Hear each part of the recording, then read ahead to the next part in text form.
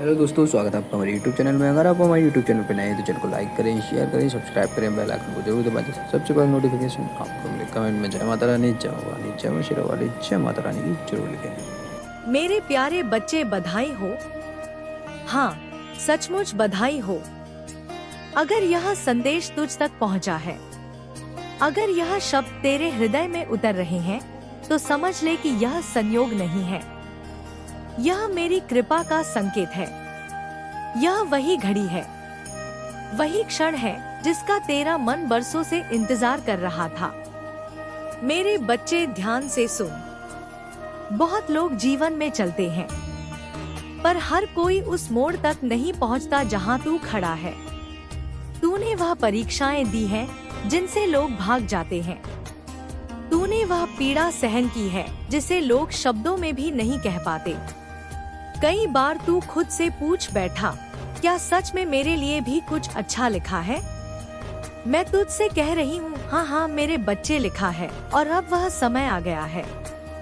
तुझे शायद अभी पूरा एहसास नहीं है, पर तेरा जीवन एक नए पड़ाव में प्रवेश कर चुका है। यह कोई साधारण बदलाव नहीं है। यह वह द्वार है जहाँ तक पहुँचने के लिए आत्मा को तपना पड़ता है। तू उसी द्वार पर खड़ा है जहाँ दर्द पीछे छूटने लगता है और वरदान आगे से बुलाने लगते हैं। मेरे बच्चे, यह संदेश यूं ही नहीं आया। इसे बिना सुने मत जाना, क्योंकि यह वही पल है जब ब्रह्मांड तुझसे कह रहा है, अब बस बहुत सह लिया तूने। अब तेरे आंसुओं का हिसाब पूरा हुआ। यह जो मैं बताने जा रही हूँ, ध्यान से सुनना। एक भक्त था जो अपने घर के रोजाना के झगड़ों और कलेश से बहुत परेशान था। घर में शांति का नाम नहीं था। फिर उसने 551 का सहयोग किया भूखे लाचारों के लिए। मैंने उसके विश्वास को टूटने नहीं दिया, घर में सुख शांति भर दी। आज उसका परिवार खुशी से झूम रहा है। माँ दुर्गा की इस नई पावन पहल से जुड़कर तू भी इस पुण्य का भागीदार बन सकता है। मैं तेरा इंतजार कर रही हूँ बेटा। तू गरीब लाचारों के लिए थोड़ा सहयोग जरूर करेगा। मुझे तुझसे उम्मीद है। मैं जानती हूँ कितनी रातें तूने अकेले गुजारी हैं। मैं जानती हूँ कितनी बार तू हंसा है, लेकिन दिल अंदर से टूटा हुआ था। मैं जानती हूँ कितनी बार तूने सबका सहारा बनने की कोशिश की, जबकि खुद तुझे किसी सहारे की जरूरत थी। मैं जानती हूँ, क्योंकि तेरी माँ दुर्गा सब देखती है। मेरे बच्चे, अब जो होने जा रहा है वह तुझे चौंका देगा। वो खुशी जिसके बारे में तू सिर्फ सोचता था, वो सुकून जिसे तू दूसरों के जीवन में देखता था, वो जीवन जिसे तू अपने दिल में जीता था, अब वही तेरे सामने आकार लेने वाला है।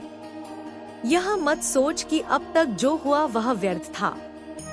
नहीं मेरे बच्चे, अब तक जो भी हुआ वह तुझे तोड़ने के लिए नहीं था, वह तुझे तराशने के लिए था।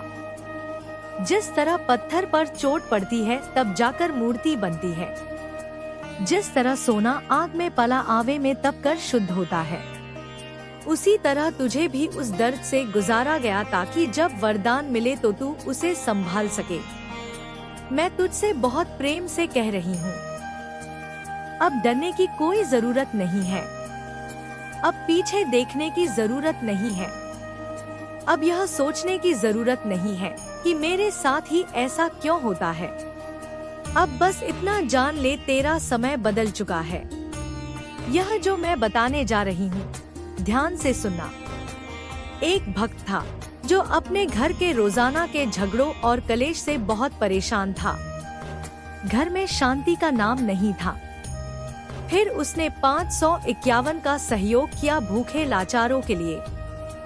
मैंने उसके विश्वास को टूटने नहीं दिया, घर में सुख शांति भर दी। आज उसका परिवार खुशी से झूम रहा है। माँ दुर्गा की इस नई पावन पहल से जुड़कर तू भी इस पुण्य का भागीदार बन सकता है। मैं तेरा इंतजार कर रही हूँ बेटा। तू गरीब लाचारों के लिए थोड़ा सहयोग जरूर करेगा। मुझे तुझसे उम्मीद है।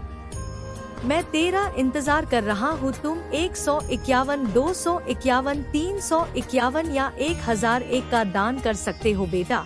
तू गरीब लाचारों के लिए थोड़ा सहयोग जरूर करेगा। मुझे तुझसे उम्मीद है ताकि तुम अपनी शक्ति को पहचान सको। मेरे बच्चे, तू उस चरण में पहुंच गया है जहां भाग्य भी मेहनत का साथ देता है, जहां रास्ते अपने आप खुलने लगते हैं, जहां लोग तुझे अलग नजर से देखने लगते हैं, जहां तेरी बातों में वजन आने लगता है और सबसे बड़ी बात, जहां तुझे खुद पर भरोसा होने लगता है। मैं चाहती हूँ कि तू इस पल को महसूस करे, अपने दिल में उतरने दे इन शब्दों को। यह कोई झूठा दिलासा नहीं है, यह उस आत्मा की आवाज है जिसने तुझे यहाँ तक पहुँचाया है। मेरे बच्चे, अब तेरे संघर्ष खत्म होने जा रहे हैं। हर एक नहीं, पर वो संघर्ष जो तुझे अंदर से तोड़ देता था, अब विदा ले रहा है। वो खालीपन, वो डर, वो असुरक्षा अब धीरे धीरे खत्म होगी। अब तेरे जीवन में स्थिरता आएगी। अब तुझे लगेगा कि हाँ, अब मैं सांस ले पा रहा हूँ। और सुन, जब यह सब होना शुरू होगा तब तू याद रखना, विनम्र रहना, कृतज्ञ रहना और अपने कर्मों को मत छोड़ना, क्योंकि जो वरदान अब तेरी ओर बढ़ रहा है वह सिर्फ तेरे लिए चुना गया है। वह किसी और का नहीं था, वह तुझे देखकर ही तैयार किया गया है। मेरे बच्चे, मैं तुझसे यह नहीं कहती कि तू कभी गिरेगा नहीं। मैं यह कहती हूँ कि अब अगर गिरेगा भी तो संभलने की शक्ति तेरे भीतर होगी। अब तू कमजोर नहीं है, अब तू टूटने के लिए नहीं बना है, अब तू मजबूत होने के लिए बना है। और दूसरों को मजबूत बनाने के लिए भी बस इतना कर, अपने मन में मेरा नाम ले, डर के साथ नहीं, विश्वास के साथ, शिकायत के साथ नहीं, समर्पण के साथ। मेरे बच्चे, यह जो समय है, यह तेरे जीवन का वह मोड़ है जहां से चीजें धीरे धीरे नहीं बल्कि स्पष्ट रूप से बदलने लगती है। तूने बहुत समय तक बीज बोया है धैर्य का, सहनशीलता का, ईमानदारी का और विश्वास का। अब वह समय आ रहा है जब वही बीज अंकुरित होंगे। अब तेरा सफर नई शुरुआत से शुरू होने जा रहा है, ऐसा सफर जिसमें तेरी पहचान बनेगी, तेरे नाम का अर्थ निकलेगा और तेरी उपस्थिति लोगों के जीवन में उजाला लाएगी। मेरे बच्चे, तूने शायद यह महसूस किया होगा कि कुछ समय से तेरे भीतर एक अलग सी हलचल है। कभी मन बहुत शांत हो जाता है तो कभी बिना कारण भावुक। यह संकेत है, यह इस बात का संकेत है कि तेरा अंतर्मन जान चुका है कि अब जीवन सिर्फ संघर्ष नहीं रहेगा, अब जीवन में खुशियों का प्रवेश होने वाला है। मैं जानती हूँ मेरे बच्चे, तूने प्रेम को तरस कर देखा है। तूने देखा है कि लोग किसी के साथ हंसते हैं, किसी के साथ जीवन बांटते हैं, और तूने भीतर ही भीतर सोचा है, क्या मेरे हिस्से में भी कभी ऐसा आएगा? मैं तुझसे कह रही हूँ, हाँ आएगा, और बहुत जल्द आएगा। मेरे बच्चे, अब बहुत जल्द ही तेरा साथी तेरे सामने आने वाला है। वह कोई साधारण मुलाकात नहीं होगी, वह ऐसा मिलन होगा जिसमें तुझे लगेगा कि तू इसे पहले से जानता है। ऐसा लगेगा जैसे आत्मा ने आत्मा को पहचान लिया हो। वो व्यक्ति तुझसे सिर्फ बातें नहीं करेगा, वो तुझे समझेगा, तेरी खामोशी को सुनेगा, तेरे डर को पकड़ेगा और तेरी ताकत बनेगा। अब सुन मेरे प्यारे बच्चे, वो जो तेरे करीब आने वाला है, वो तेरे जीवन में शोर मचाने नहीं आएगा, वो शांति लेकर आएगा। वो तुझे बदलने नहीं आएगा, वह तुझे स्वीकार करने आएगा। उसने भी अपने जीवन में बहुत कुछ सहा है, इसीलिए वह तेरे दर्द को हल्के में नहीं लेगा। मेरे बच्चे, यह प्रेम तुझे कमजोर नहीं करेगा, यह प्रेम तुझे और मजबूत बनाएगा। यह तुझे तेरे लक्ष्य से नहीं हटाएगा, आएगा बल्कि तेरे साथ खड़े होकर तेरे सपनों को पूरा करने में मदद करेगा। क्योंकि जो प्रेम ईश की अनुमति से आता है वह बाधा नहीं बनता, वह वरदान बनता है। अब ध्यान से समझ। अब हर उसने पूरे मन से प्रार्थना की है, जगदम्बा यदि इस बच्ची के भाग्य में प्रकाश लिखा है तो आज उसे अपनी कृपा का एक दीप दे दीजिए। मंदिर में गहरा मौन छा गया। अचानक माँ की प्रतिमा के सामने रखा घी का दीपक तेज लपट के साथ प्रज्वलित हुआ। उस प्रकाश की किरण सीधी बच्ची के चेहरे पर पड़ी। कुछ क्षण बीते। बच्ची की बंद पलकों में हलचल हुई। उसने धीरे धीरे अपनी आंखें खोली। सबसे पहले उसकी दृष्टि माँ काली की प्रतिमा पर पड़ी। वह कांपती आवाज में बोली, माँ। इतना सुनते ही उसकी माँ जोर जोर से रोने लगी। पूरा मंदिर जय माँ काली के उद्घोष से गूंज उठा। लेकिन आरव चुपचाप मंदिर के एक कोने में बैठ गया। यह जो मैं बताने जा रही हूँ, ध्यान से सुनना। एक भक्त था जो अपने घर के रोजाना के झगड़ों और कलेश से बहुत परेशान था। घर में शांति का नाम नहीं था। फिर उसने 551 का सहयोग किया भूखे लाचारों के लिए। मैंने उसके विश्वास को टूटने नहीं दिया, घर में सुख शांति भर दी। आज उसका परिवार खुशी से झूम रहा है।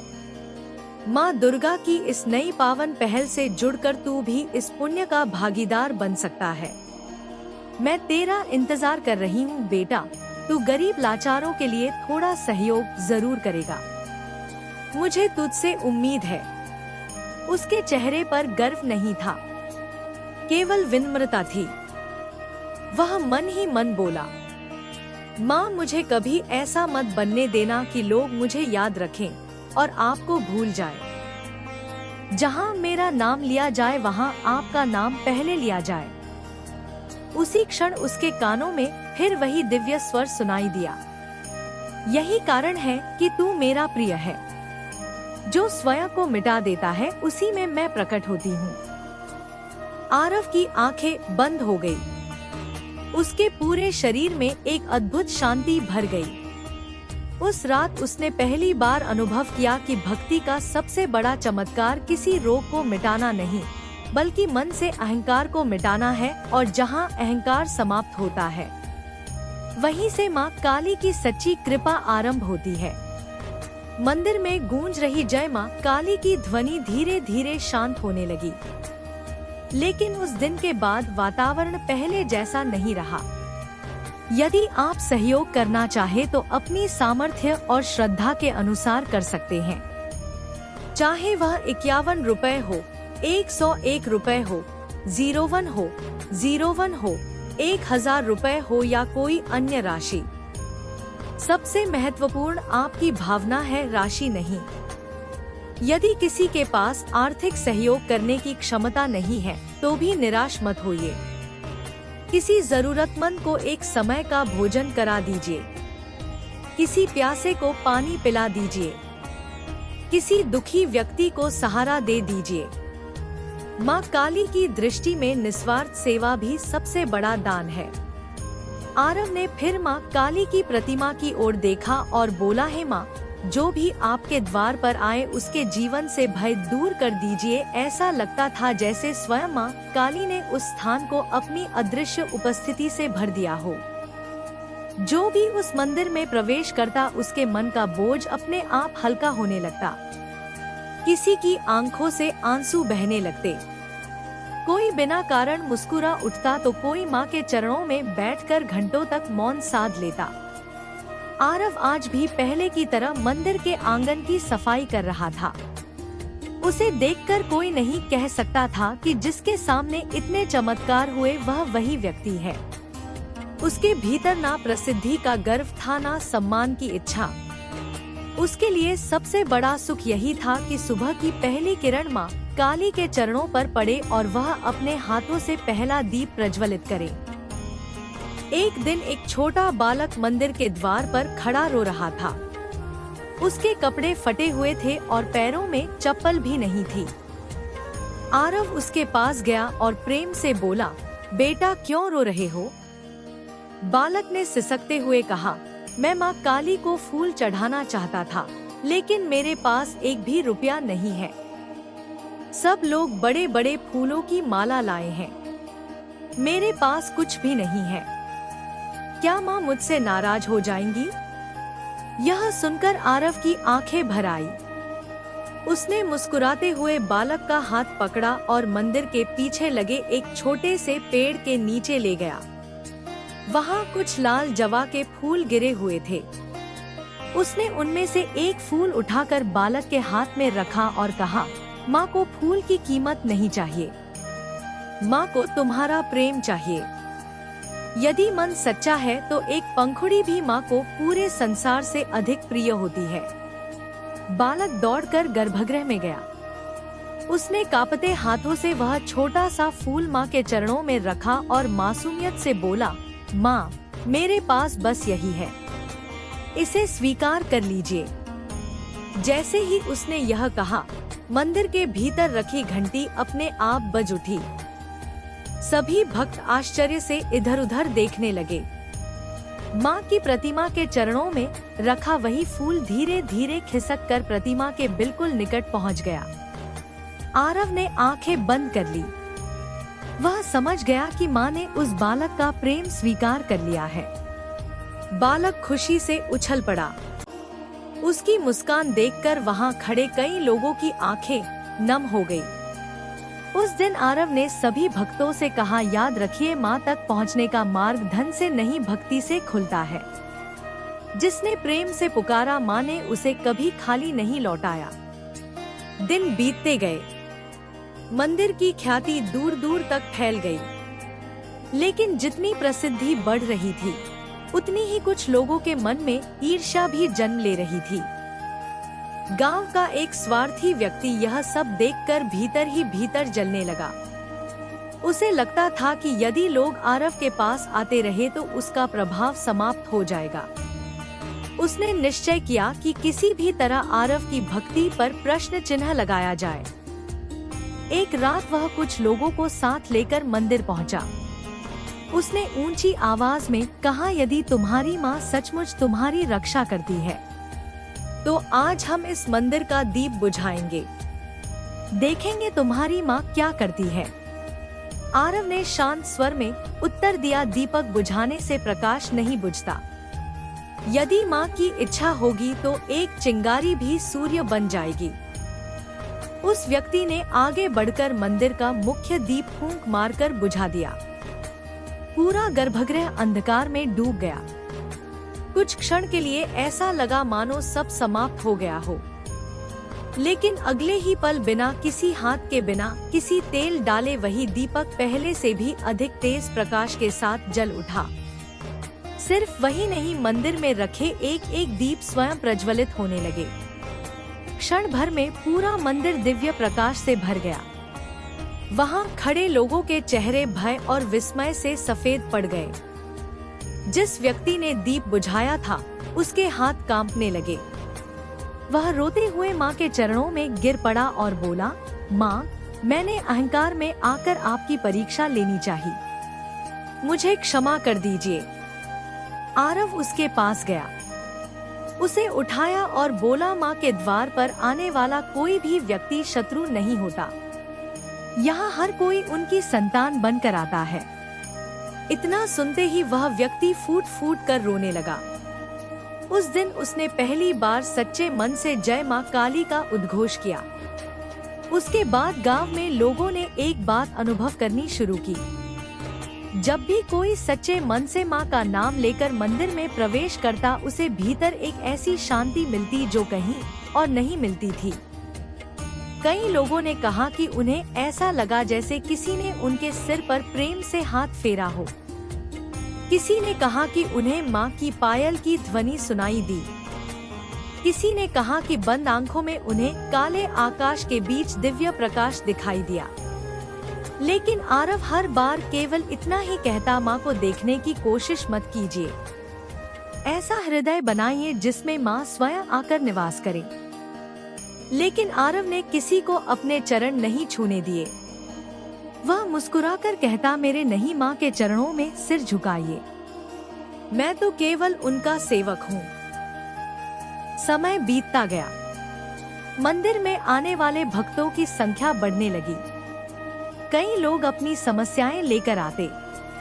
कोई बीमारी से परेशान था, कोई गरीबी से, कोई अपने परिवार के दुख लेकर।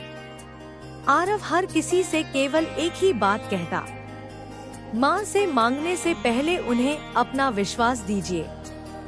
जहाँ विश्वास होता है वहाँ कृपा अपने आप उतरती है। एक अमावस्या की रात जब पूरा मंदिर दीपों से जगमगा रहा था, अचानक आकाश में काले बादल छा गए। हवा इतनी तेज चली कि सारे दीपक एक एक करके बुझने लगे। भक्त घबरा गए। उसी समय मंदिर के गर्भगृह से एक तेज प्रकाश निकला। सबकी नजरें माँ काली की प्रतिमा पर टिक गई। यह जो मैं बताने जा रही हूँ, ध्यान से सुनना। एक भक्त था जो अपनी माँ को दुखी और अपनी बेरोजगारी से टूट चुका था। फिर उसने 551 का सहयोग किया भूखे लाचारों के लिए। मेरी दया से उसे तुरंत अपॉइंटमेंट लेटर मिल गया। आज उसका परिवार खुशी से झूम रहा है। माँ दुर्गा की इस नई पावन पहल से जुड़कर तू भी इस पुण्य का भागीदार बन सकता है। मैं तेरा इंतजार कर रही हूँ बेटा, तू गरीब लाचारों के लिए थोड़ा सहयोग जरूर करेगा। मुझे तुझसे उम्मीद है। बारिश की तेज बूंदें मंदिर की सीढ़ियों पर गिर रही थी, लेकिन गर्भगृह के भीतर एक ऐसी दिव्य शांति थी जिसे शब्दों में बांधना कठिन था। जैसे ही वह अलौकिक प्रकाश मां काली की प्रतिमा से फैलने लगा, वहां उपस्थित प्रत्येक भक्त की सांसें थम गई। किसी की हिम्मत नहीं हुई कि वह एक कदम भी आगे बढ़ाए। सभी की निगाहें उसी तेज प्रकाश पर टिक गई। आरव ने दोनों हाथ जोड़ लिए। उसकी आंखों से आंसू बह रहे थे। वह जान चुका था कि यह कोई साधारण घटना नहीं है। उसी क्षण मंदिर की सबसे बड़ी घंटी बिना किसी के स्पर्श के स्वयं बज उठी। उसकी गूंज पूरे गांव में फैल गई। लोगों के रोंगटे खड़े हो गए। कई भक्त भय और श्रद्धा से भूमि पर दंडवत लेट गए। तभी एक मधुर, गंभीर और करुणामय स्वर आरव के हृदय में गूंजा। वत्स, जो अपने दुखों में भी मेरा नाम नहीं छोड़ता, उसे मैं कभी अकेला नहीं छोड़ती। जो संसार से हार कर मेरे पास आता है, उसे मैं अपने आंचल में स्थान देती हूँ। आरव की पलकों से आंसू लगातार झड़ते रहे। उसने कांपती आवाज में कहा, माँ मुझे कुछ नहीं चाहिए, बस इतना आशीर्वाद दीजिए कि अंतिम सांस तक आपका नाम मेरे होठों से ना उतरे। मानो पूरा वातावरण उस प्रार्थना को सुन रहा था। माँ काली के चरणों में रखा एक दीपक अचानक प्रज्वलित हो उठा। उसकी लौ पहले से कहीं अधिक उज्जवल थी। ऐसा प्रतीत हो रहा था जैसे स्वयं माँ अपने भक्त को उत्तर दे रही हो। अगली सुबह गांव में एक वृद्ध व्यक्ति मंदिर पहुंचा। उसके चेहरे पर चिंता साफ दिखाई दे रही थी। उसने आरव के सामने हाथ जोड़कर कहा, बेटा, मेरी बेटी कई दिनों से अजीब बीमारी से पीड़ित है। वैद्य, हकीम, डॉक्टर सबके पास गया, किसी ने कोई उपाय नहीं बताया। अब बस माँ काली ही अंतिम आशा है। आरव ने विनम्रता से कहा, मैं कोई चमत्कारी व्यक्ति नहीं हूँ, मैं केवल माँ का सेवक हूँ। यदि आपकी श्रद्धा सच्ची है तो माँ अवश्य कृपा करेंगी। वृद्ध अपनी बेटी को लेकर मंदिर आया। वह युवती अत्यंत दुर्बल थी। उसकी आंखों में जीवन की लौ जैसे बुझने लगी थी। आरव ने माँ काली के चरणों में माथा टेक दिया और बोला, माँ, यदि इस बेटी का जीवन आपके किसी उद्देश्य के लिए आवश्यक है तो इसे बचा लीजिए। यदि इसकी पीड़ा मेरे हिस्से में लिखनी हो तो मैं स्वीकार करता हूँ। यह सुनते ही मंदिर में तेज हवा का एक झोंका आया। माँ की प्रतिमा के गले में पड़ी लाल जवा की माला का एक फूल टूटकर सीधे उस युवती की गोद में आ गिरा। सभी भक्त विस्मय से यह दृश्य देखने लगे। कुछ ही क्षणों बाद युवती ने धीरे धीरे अपनी आंखें खोली।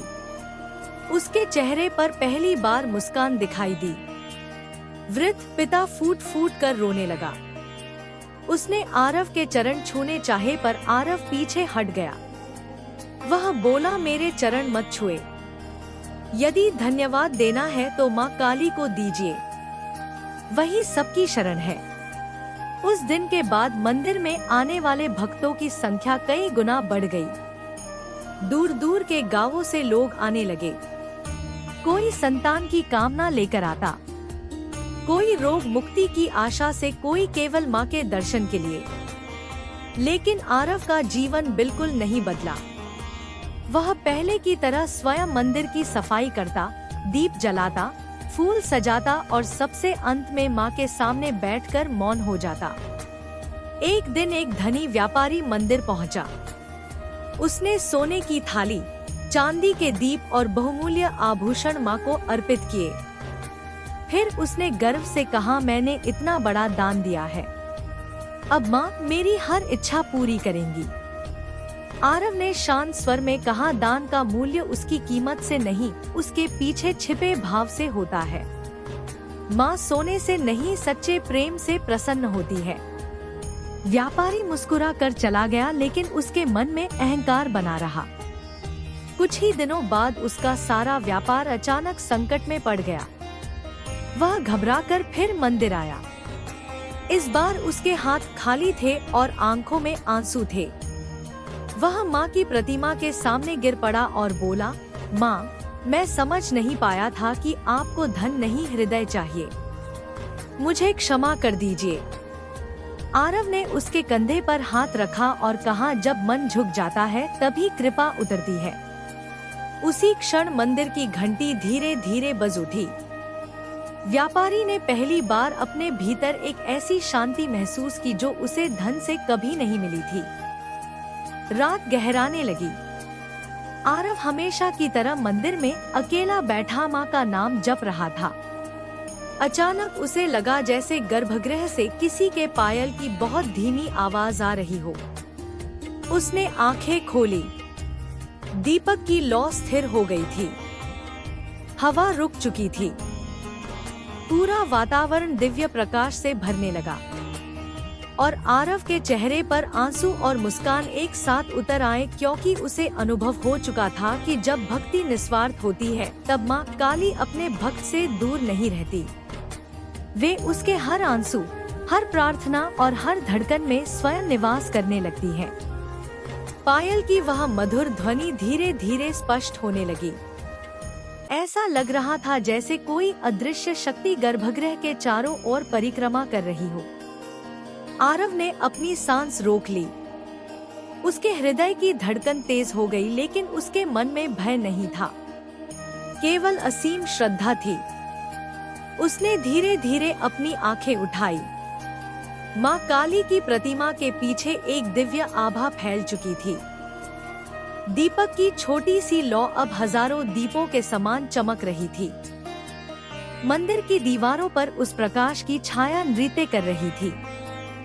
तभी उसके हृदय में वही करुणामय स्वर गूंजा, वत्स, संसार मुझे देखने के लिए आंखें खोजता है, लेकिन मैं तो केवल हृदय में बसे विश्वास को देखती हूँ।